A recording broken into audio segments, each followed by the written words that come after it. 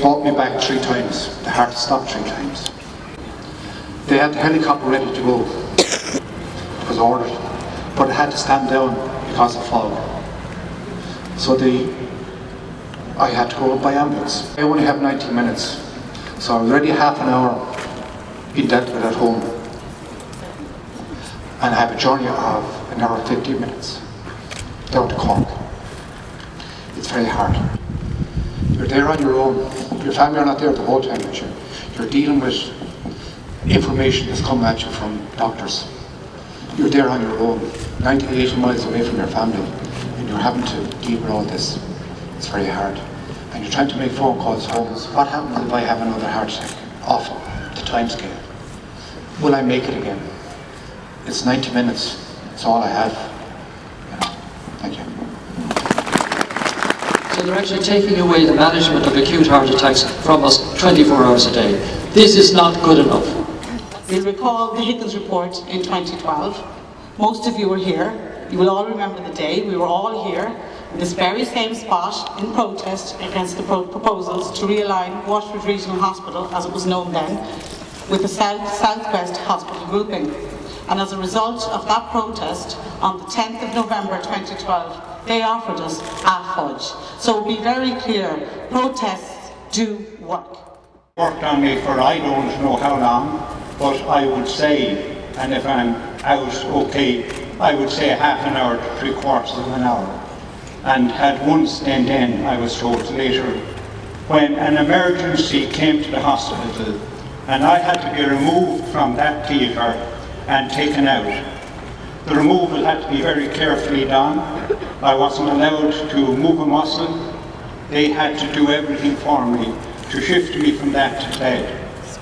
I had to be taken out because the other man's life was in danger. Absolutely clear about this.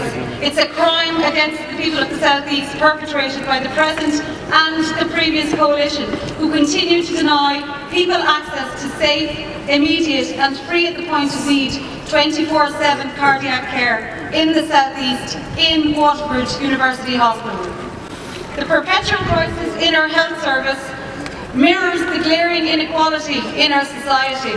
It is proven that inequality of access to health services deeply affects healthy outcomes and our general well-being. Access to healthcare when needed is a fundamental human right. Successive governments in Ireland have created a 2-tier health system. By applying the free market for housing, transport and health, profit always comes first, while patients die waiting. The breaking up of the South East region hospital network in pursuit of a competing hospital trust model amounts to social vandalism. This was the brainchild of the last coalition, and particularly the incompetent Minister for Health, James O'Reilly. Their plan to enrich the insurance industry through universal health insurance by forcing all citizens, regardless of their income or their financial circumstances, to pay, collapsed, being unaffordable by most families. They, the mainstream parties, the parties of moderation, have cut public services and social provision to the point of breakdown. Their mantra that the centre must hold is prioritised against that of the social care system, which is failing many of us and many of our citizens. Child poverty is up with care hours for the disabled, the sick and the elderly cut. Balancing budgets and paying back an illegitimate debt is clearly more important, but the centre must hold.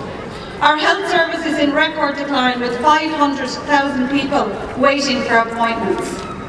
Record numbers are on trolleys, with University Hospital Waterford among the worst.